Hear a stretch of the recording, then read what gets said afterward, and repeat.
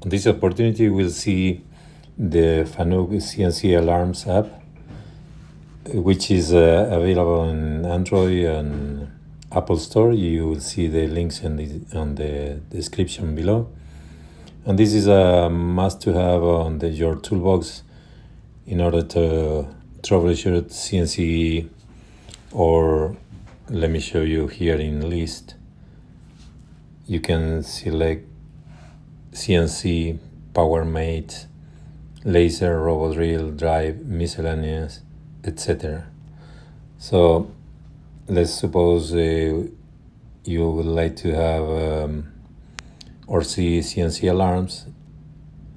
You could choose CNC, and then you have the control type, where you can select, for example, 32IB. This is FS FANUC series 32IB. Click done, and here you are to the list of any CNC alarm for that model. So let's suppose now we have an alarm. So you click search and enter the code SV0409, which is the one that we're having now. And then you choose the CNC model. Let's say again, FANUC series 32IB.